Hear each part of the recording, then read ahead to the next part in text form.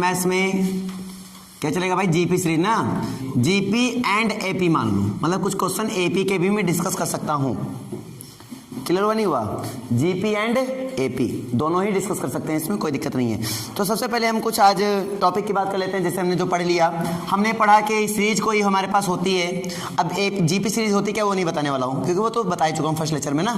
अब यहाँ पे मैंने बताया था कि a r square, a r cube, a r power n, sorry and so on, a r की पावर एन, ऐसा तो होता नहीं, एन माइनस वन होता है। तो यहाँ पे टी एन बन जाता है मेरे पास कितना, और टी एन ही लास्ट टर्म बन जाता है, ये बन जाता है ए आर की पावर एन माइनस वन बन जाता है। लॉजिक क्लियर है भाई। अब यहाँ से भाई साहब आपको एस एन निकालना हो तो क्या निकालेंगे, हमने पहले बता दिया एस एन कैसे निकालते हैं, वो बता चुका हूँ। अब वो नहीं बताऊंगा, अब डायरेक्टली क्वेश्चन का डायरेक्टली बता दूंगा। तो क्या होता है, a r power n minus one upon r minus one if r is less than one.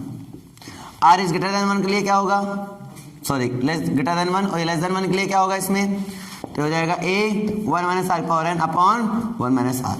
आप कोई भी इस्तेमाल कर सकते हो, ग्रेटर लेस वाला कोई भी, ऐसा कंफ्यूजन मत रखना, ठीक है ना। कोई भी इस्तेमाल करो, आंसर आ जाएगा, सही आ जाएगा। यहाँ तक समझ में आई कि नहीं आई, ये आ गई। और अगर इन्फिनिट के लिए सम की बात किया था मैंने, तो क्या आ गया था, ए अपॉन वन माइनस आर, ये मैं पढ़ा चुका हूँ।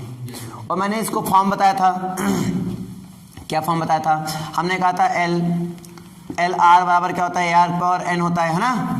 तो a r power n one की जगह पे हम क्या लिखेंगे, एल आर भी लिख देंगे। तो यहाँ से फॉर्मूला क्या बन जाएगा बेटा, यहाँ से बन जाएगा a minus l r upon one minus r. यहाँ से क्या बन जाएगा, यहाँ से बन जाएगा l r minus a upon r minus one. Clear नहीं हुआ, सब एक ही बात है।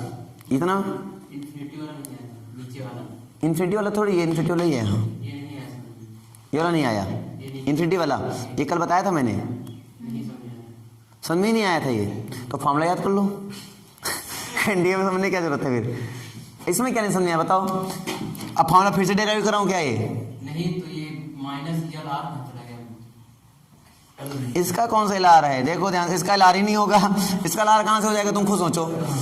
इसका लार ही नहीं होगा, कैसे, ध्यान दो, लार इसका नहीं है, कैसे बताता हूँ। ऐसे बराबर क्या है, समझो, बहुत इजी है यार। देखो एस इक्वल टू मैं कहाँ से निकालूंगा, यहाँ से निकालूंगा, ए प्लस ए आर की power n, sorry a r square plus a r cube plus and so on a r की पावर एन माइनस वन।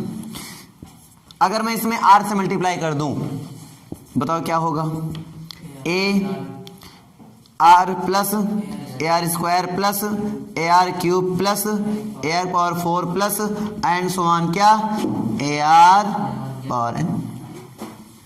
अगर मैं इसको घटा दूं, ये तो आप क्या देखने को पा रहे हैं, पहले ये बताओ, आप क्या देखने को पा रहे हैं, कुछ नहीं दिख रहा है हमें। ये खत्म, इसके आगे वाला खत्म, ये इसके पीछे वाला क्या रहा होगा, a r power n minus one रहा होगा, ये भी खत्म। क्या बचा ये बताओ, तो इधर बच रहा है s n minus r s n is equal to, इधर क्या बचा बेटा, ए, इधर क्या बचा अपने पास, minus a r power n बेटा एन, ठीक है ना। अब आप समझो, इधर एस एन लिया मैंने कॉमन, कितना आ गया, one minus r equal to a minus a r power n upon one minus r. L r कैसे आएगा, हम जानते हैं एल बराबर होता है क्या, a r power n minus one. तो यहाँ से क्या आएगा, इधर भेजेंगे तो हो जाएगा एल आर, आर से मल्टीप्लाई कर दो, क्या हो जाएगा, a r power n. R से मल्टीप्लाई करेंगे बेटा तो गुणा में घाते जुड़ती है, जब आधार समान हो, ऐड कर लोगे तो क्या आ जाएगा, ये तो आएगा ना। चलो ठीक है, तो इसकी जगह मैं ये लिख सकता हूँ, चलो रखो, तो क्या बन जाएगा, a minus l r upon one minus r. अब इसमें इसको घटा देंगे तो भाई उल्टा हो जाएगा, ये कोई मतलब इससे नहीं है, कोई दिक्कत नहीं, आंसर वही आएगा। यहाँ तक समझ में आई कि नहीं आई, आ गया, यहाँ तक आ गया। अगर मान लो इन्फिनिटी तक जाता है, कहाँ तक जाता है, इन्फिनिटी तक, एंड सो ऑन, एंड है ही नहीं, तो ये इस तरह कटता चला जाएगा। मतलब इधर बचेगा क्या, केवल ए, इधर को कुछ भी नहीं बचेगा हमारे लिए। क्लियर नहीं हुआ, आलू कट रहा है, एंड सोन कटता जा रहा है, तो कहाँ तक काटते रहो जहाँ तक मन हो, तो मतलब बचेगा केवल क्या, ए। तो क्या हो जाएगा इधर, तो ये बचेगा हमारे पास s n minus r s n is equal to कितना, ए। अब तो समझ में आया कुछ, ए। तो यहाँ से कॉमन कितना लेंगे, एस एन, कितना बचेगा, one minus r equal to a. तो एस एन इक्वल टू क्या बनेगा, ए अपॉन माइनस आर। क्या पूछ रहे हो इसमें, ये बताओ, एल आर कहाँ गया? नहीं, जैसे मान लो कट रहा है क्या 0 हो जाएगा? कट रहा है तो कहाँ तक कट हो गए? तो कट रहा है मतलब उसके आगे है ही नहीं हमारे लिए। एन टेंस टू इन्फिनिटी, हाँ एन टेंस टू इन्फिनिटी मतलब क्या हुआ? वो धीरे धीरे जीरो की ओर अप्रोच कर रहा है। क्लियर नहीं हुआ? वो चीज पोर्शन खत्म, तो ये कहानी क्लियर। समझ में आई नहीं है? वो चीज जीरो की ओर अप्रोच कर रही है ना। अब जीरो की ओर अप्रोच करने का मतलब क्या हुआ? वो चीज खत्म, खत्म तो मतलब कहानी खत्म। भाई एन टेंस टू क्या किया मैंने? इन्फिनिटी कर दिया, तो 1/r पावर n की तरह गया, जीरो की ओर अप्रोच कर गया। लॉजिक क्लियर नहीं हुआ? आर, मैं आर को लेस देन 1 मानूंगा तो यही मेरा होगा। ग्रेटर देन 1 मान लूंगा, ग्रेटर देन 1 तो इन्फिनिटी हो जाएगा। ग्रेटर देन 1 नहीं मान के लेस देन 1 मान निपटा दो, कोई दिक्कत नहीं है। तभी तो 1 - r लिखा मैंने। समझ में आया कि नहीं आया? कि डाउट है? समझ में आया कि डाउट है? आ गया सभी को? आ गया, चलो ठीक है। हाँ, ज्योमेट्रिकल मीन यानी कि ज्योमेट्रिकल मीन वो भी मैंने तुम्हें समझा दिया था। मैं अभी पहले फॉर्मूला रिवाइज करा रहा हूँ जो मैं पढ़ा चुका हूँ, फिर मैं क्वेश्चन पे आता हूँ। ठीक है, ये भी मैंने पढ़ा दिया था, ज्योमेट्रिकल मीन वो भी मैंने पढ़ा दिया था। तो उसके भी फॉर्मूले दे दिए। उसकी वीडियो नहीं बनी थी ना, उसकी वीडियो तो आई थिंक नहीं बनी थी, है ना? कल वीडियो नहीं बनाया था ना मैंने? कोई बात नहीं।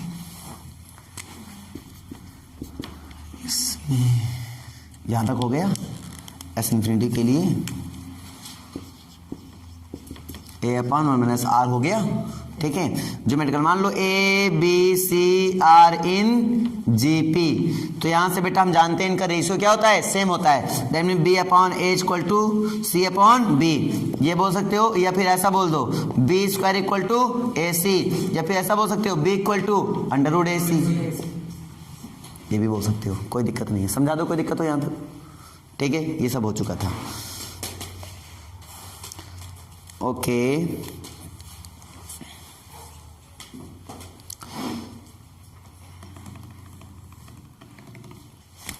चलो तो यहाँ तक आप लोग इसके करते रहना, बाकी मैं आगे और भी बताऊंगा। ठीक ना?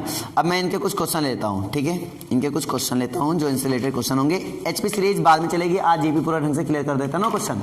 एचपी बाद में चला दूंगा। एचपी एपी का जस्ट अपोजिट होता है, तो कुछ नहीं खास है, समझा दूंगा तो क्लियर हो जाएगा। ठीक है, ध्यान देना। एक क्वेश्चन होता है, दो संख्या हमारे पास होती हैं। ठीक है, जैसे दो संख्या हमारे पास होती हैं ए और बी, बोलते हैं are in AP, are in GP, are in HP, होता नहीं है?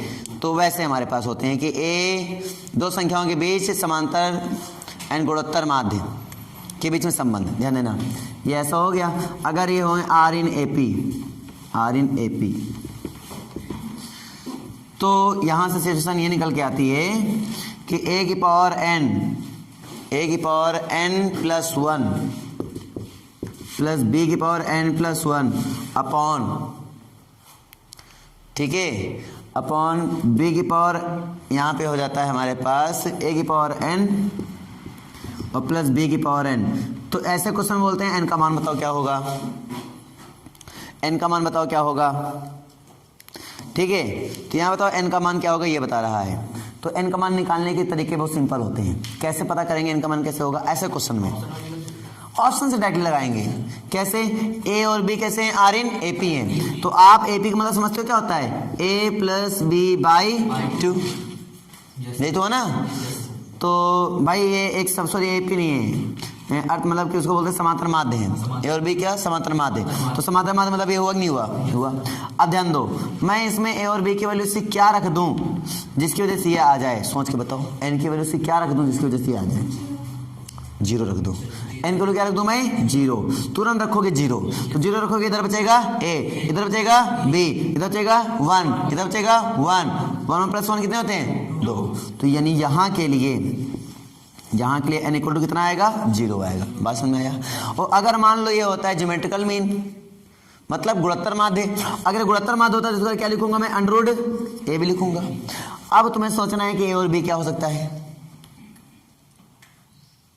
आप सोचो a और b क्या हो सकता है?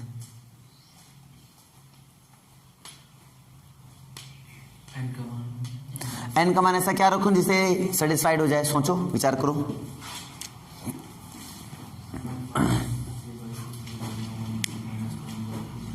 ऐसा कोई है कि नहीं है, ये भी बताओ। n का मान नहीं है। सोचो, अगर हम n की वैल्यू क्या रख दें? -1/2 रख दें। कितने रख दें? -1/2। बताओ क्या होगा? -1/2 +1 कितना आएगा?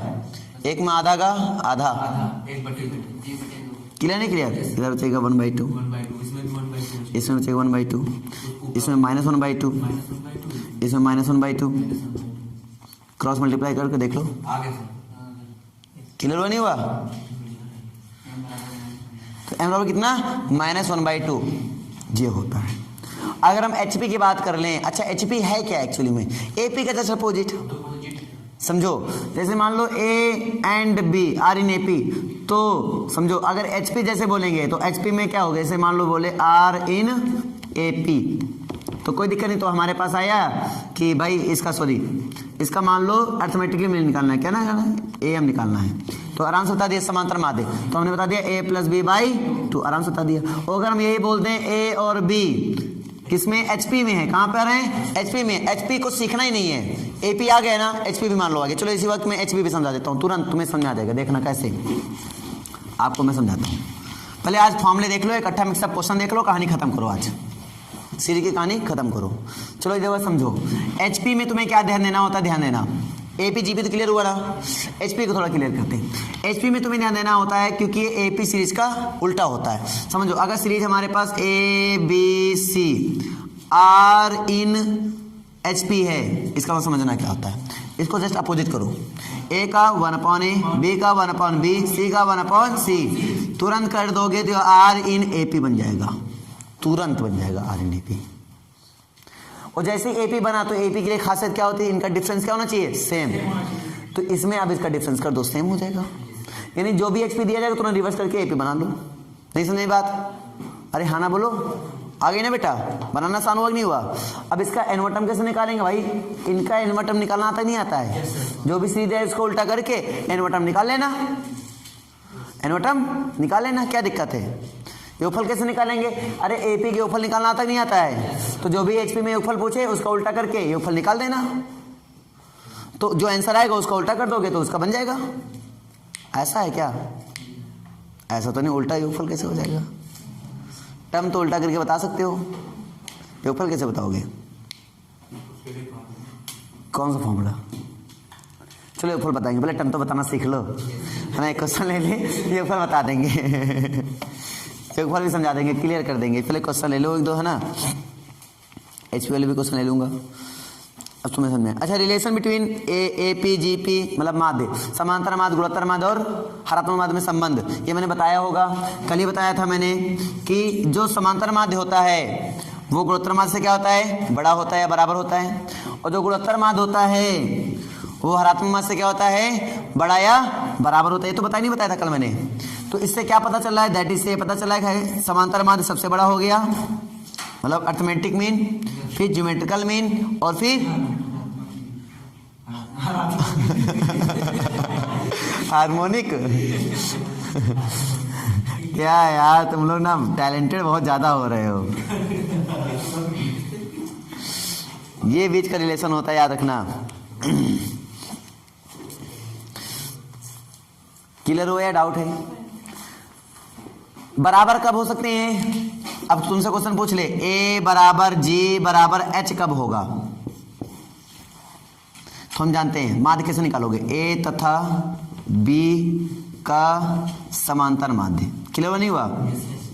दैट मीन्स समांतर माध्य, that means arithmetic mean of A and B, arithmetical mean of A and B, ये बोलो तो भी वही बात है ना। फिर इज इक्वल टू, इसका मतलब क्या हुआ? इसका मतलब समझो, अर्थमेटिकल मीन ऑफ किसका? सॉरी, ज्योमेट्रिकल मीन ऑफ किसका? A and B equal to harmonic mean of किसका? A and B। ये तीनों आपस में इक्वल हो जाएं, ऐसी क्या केस है?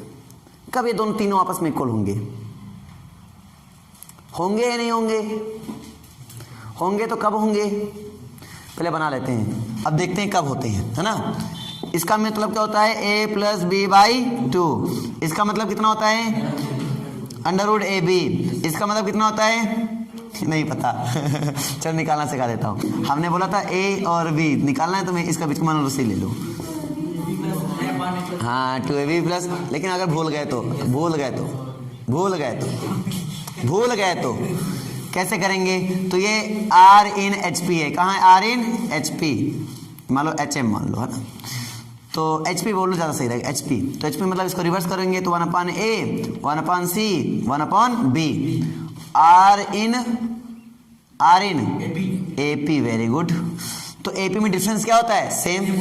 तो 1/C minus 1/A equal to 1/B minus 1/C। Logic clear है? तो इसका मतलब क्या हुआ बेटा? माइनस इधर आया प्लस में, प्लस का इधर आया माइनस के इधर आया प्लस में, तो क्या हो जाएगा? 1/C plus 1/C equal to 1/A plus 1/B। कोई दिक्कत?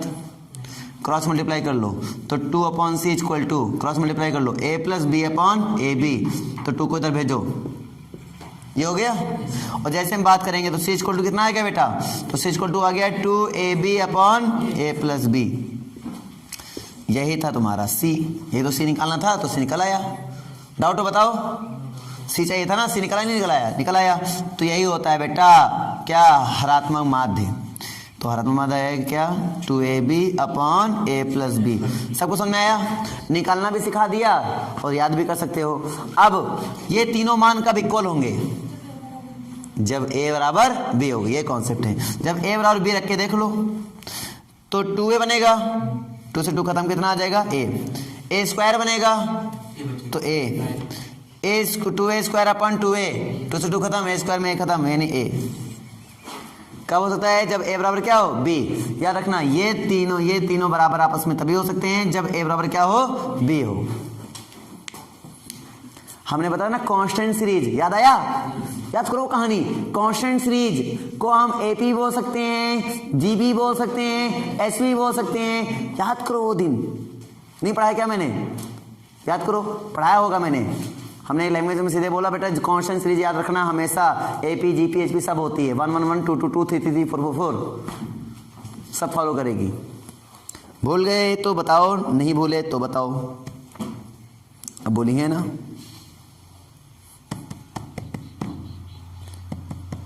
सब कुछ याद करने की जरूरत नहीं है लेकिन समझने की जरूरत है। अब इनसे रिलेटेड जो एनडीए में क्वेश्चन पूछे गए हैं उनको उठा के क्वेश्चन करते हैं, ठीक है?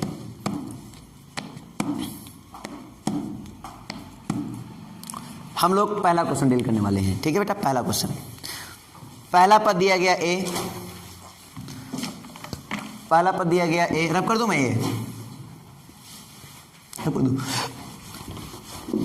पहले कुछ क्वेश्चन कर लेते हैं, फिर बचे कुछ कॉन्सेप्ट जो बचे होंगे तो क्वेश्चन ही द्वारा मैं समझा दूंगा। क्लियर है बेटा? पहले कुछ क्वेश्चन कर लेते हैं। क्वेश्चन ये बोला तो क्वेश्चन ही लगते हैं सर, क्वेश्चन बता देते हैं।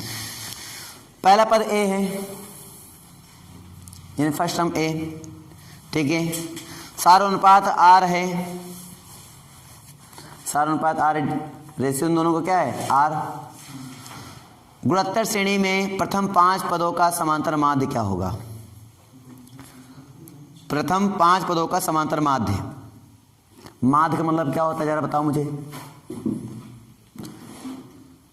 गुणोत्तर श्रेणी में प्रथम 5 पदों का समांतर माध्य, नॉर्मल माध्य दोनों बराबर होते हैं। समांतर माध्य में समझते हो? पदों का योगफल बटे पदों की संख्या, वही तो माध्य कहलाता है, समांतर माध्य। याद आया? वही समांतर माध्य, वही माध्य है, वही एवरेज है, वही औसत है। कैसे? क्या बोला? प्रथम पद कितना है? A। प्रथम पद कितना है बेटा? A। और साधारण पद कितना है? R। तो प्रथम 5 पद कितने होते हैं? पहला होता है A, दूसरा होता है AR, तीसरा होता है AR स्क्वायर, चौथा होता है AR क्यूब, पांचवा होता है, याद है? इनका योगफल पदों के योगफल बटे पदों की, याद आया? बटे पदों की संख्या 1 2 3 4 5। क्लियर हो गया? डाउट है? क्लियर हुआ बेटा? तुरंत ये हमारा आ जाएगा माध्य। कैसे? तुरंत APGP सीरीज क्या बन रही है? APGP क्या बनी ऊपर सीरीज? GP में 4 पदों तक ऊपर निकाल, 5 पदों तक का कैसे निकालेंगे? A 1 माइनस R की पावर 5 माइनस 1 होता है, सॉरी क्या होता है पावर? फॉर्मूला क्या होता है? याद नहीं याद है? पावर n होता है। तो मतलब कितना हो जाएगा?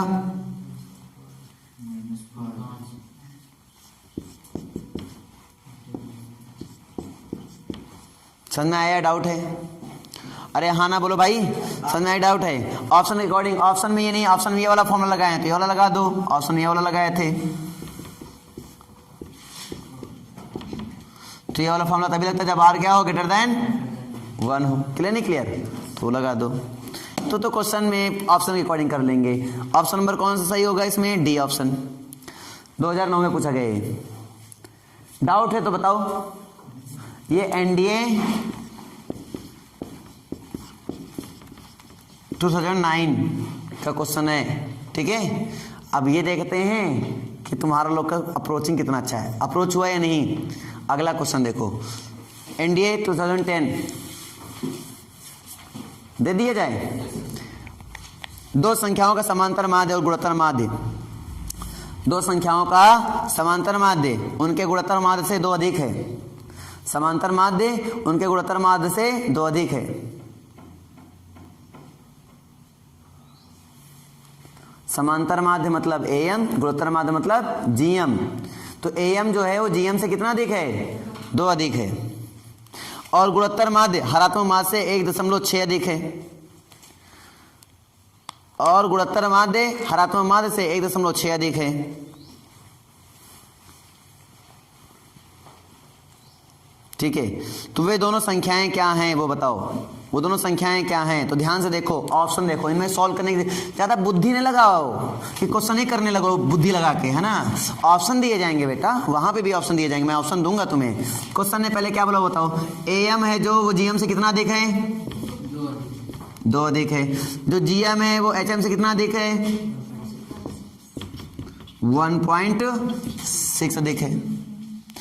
जीएम एचएम सबसे छोटा क्यों होता है पता है? क्योंकि वो एएम का उल्टा होता है। एएम सबसे बड़ा, तो सबसे बड़े को उल्टा करो क्या होता है? सबसे छोटा वैल्यू हो जाता है, तो पता ही होगा, इसलिए जीएम सबसे छोटा जाता है, सॉरी एचएम। ये यहाँ तक क्लियर है नहीं क्लियर? ये क्वेश्चन दिया। अब ऑप्शन देखोगे, जस्ट ऑप्शन देखोगे तुरंत, वो संख्याएं निकालनी तो ऑप्शन देखो।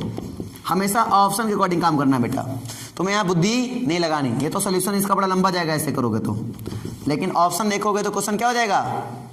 आसान। जो इन सभी कंडीशन को सेटिस्फाइड कर देगा वही क्या होगा? सॉल्यूशन। समझ में आ रहा नहीं आ रहा है? ये 4 ऑप्शन है। अब बताओ कौन सा ऑप्शन होगा करेक्ट? अब करो। आई थिंक ऑप्शन से लगाओगे ज्यादा आसान रहेगा, बाकी तुम्हारी मर्जी। तुम इन दोनों को इक्वेशन को मर्ज कर दो। कैसे मर्ज करेंगे? जीएम उठा के यहाँ रख दो, जीएम उठा के यहाँ रख दो, बन जाएगा एचएम। जीएम को उठा के यहाँ रख दो, बन जाएगा एचएम। तो एएम इक्वल टू क्या हो जाएगा? एचएम और प्लस इन दोनों को जोड़ दो, कितना हो जाएगा? 3.6। एएम की वैल्यू कितनी होती है पता है ना? एम की वैल्यू कितनी होती है? a+b/2। और इसकी वैल्यू कितनी होती है? 2ab/a+b और प्लस 3.6। अब ये देखो कि इनमें से कौन सा ऑप्शन है जो इसको सेटिस्फाइड कर रहा है। अब तो आसान हो गया।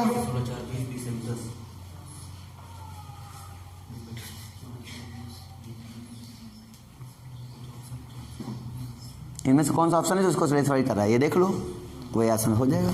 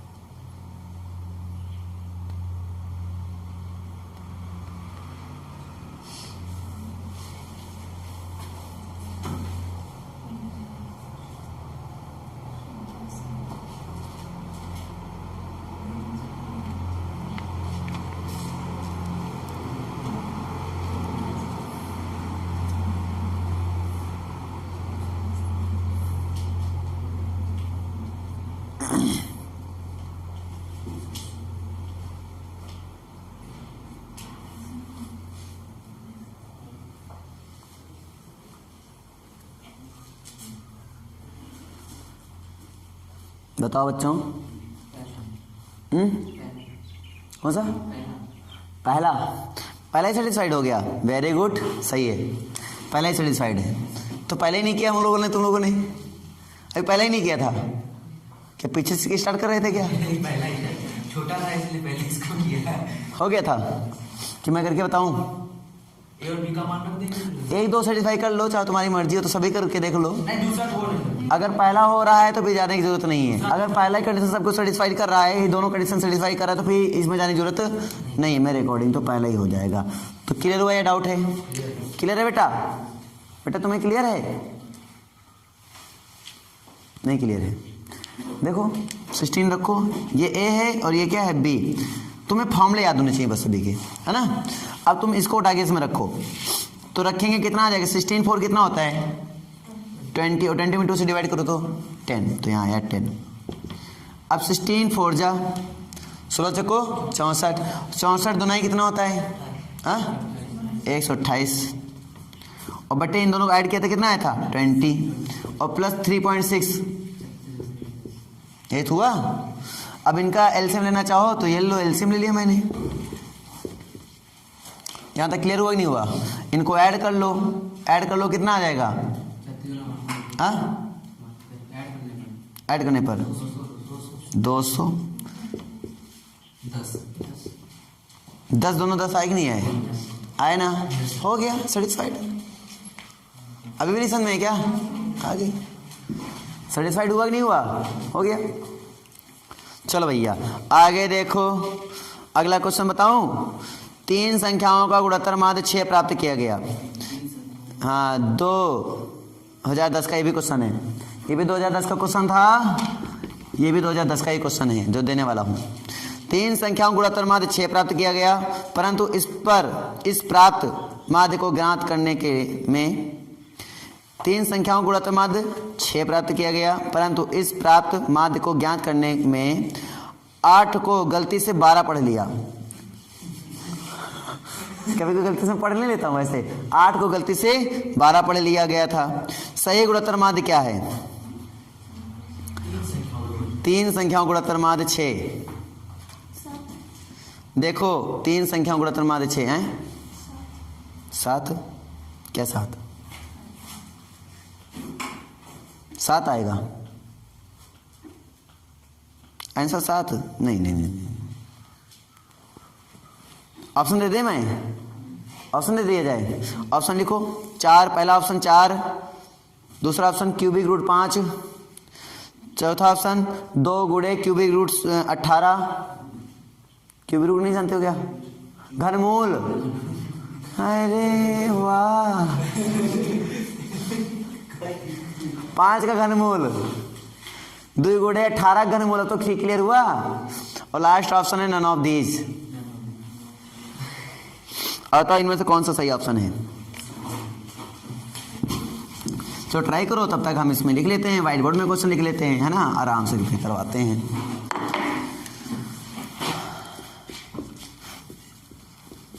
2010 में एक क्वेश्चन पूछा गया है, ठीक है। 3 संख्याओं गुणोत्तर माध्य 6 है, प्राप्त किया गया। 3 संख्याओं गुणोत्तर माध्य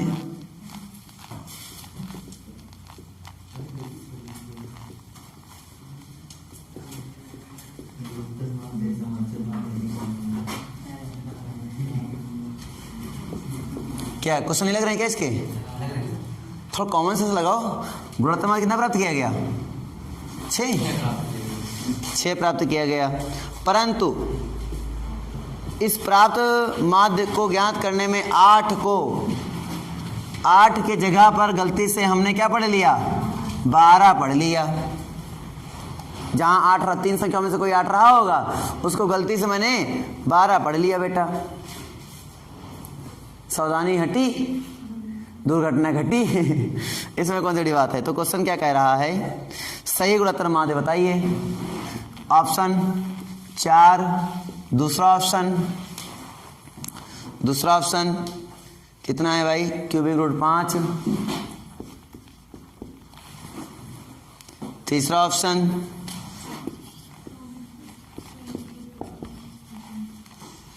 चौथा ऑप्शन। अब आप ये बताओ कि कौन सा ऑप्शन करेक्ट है? इनमें से कोई एक ही ऑप्शन करेक्ट है। अब तो बता दो सब, कोई एक बता दो, कोई दूसरा था, कोई तीसरा था, कोई चौथा, तो देखो सही हो ही जाएगा। है ना कर लो मन लगा के, है ना, ज़्यादा सही रहेगा। आसान तो लेकिन बहुत है वैसे देखा जाए तो।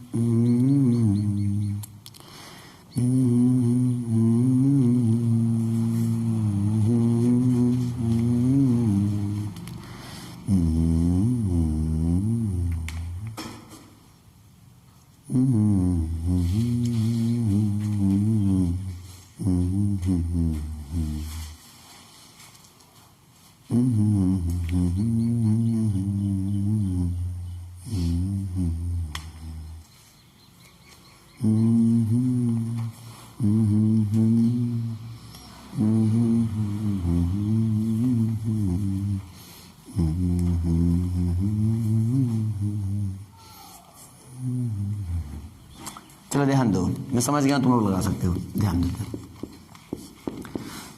तीन संख्याओं का गुणोत्तर माध्य क्या होगा? मान लिया पहली संख्या x1 रही होगी, दूसरी x2 रही होगी, तीसरी x3 रही होगी, तीनों का गुणोत्तर माध्य कितना हो जाएगा? 6।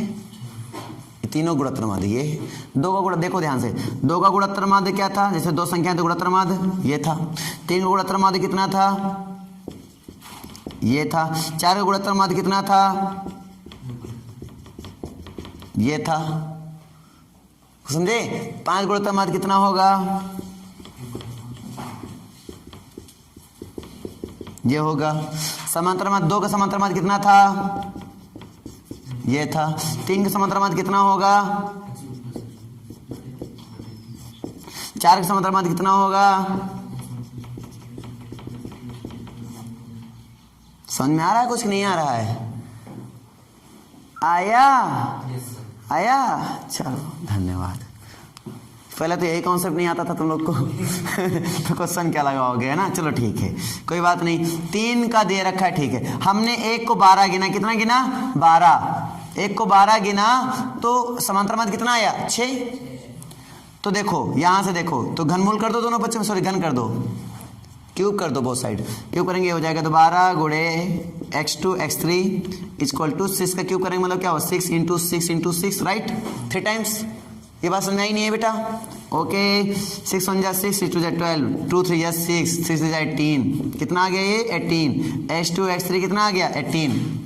सही बात किया था, सही बात उसने क्या किया था कि भैया 8 पढ़ना चाहिए था। कितना पढ़ना चाहिए था? 8। तो भैया एक हो गया 8, दूसरा हो गया x2, तीसरा हो गया x3। तो बोल रहा इसका क्या होगा? x2 x3 की वैल्यू कितनी आई? 18। तो 8 इंटू 18 का होल क्यूब। अब इसका क्यूब रूट कितना होता है 8 का? 8 का घनमूल 2 गुणे 18 का क्यूबिक रूट। कौन सा ऑप्शन गया? टाइम लगना चाहिए इसको लगाने में, टाइम लगना चाहिए इसको लगाने में, बोलो हाँ ना बोलो। नहीं लगना चाहिए, ठीक है। चलो भैया अगला क्वेश्चन देखो। अगला एनडीए 2011 में क्वेश्चन पूछा गया है। ये क्वेश्चन बहुत ही सिंपल है, दिया जाए अगला क्वेश्चन, ट्राई कर लो इसको। एनडीए के सारे क्वेश्चन है बेटा, कोई 2009, कोई 2010, कोई 2011, तो कोई 2012, इस टाइप से सारे क्वेश्चन पूछे गए। जितने पूछे गए उन्हीं को डिस्कस कर रहा हूँ, ठीक है? बाकी आप लोग डिस्कस कर लो, कोई डाउट है तो पूछ लो, समझा दिया जाए। और मेरे अकॉर्डिंग तो आ गया होगा, आ गया सभी को, रब कर दिया जाए, ठीक है।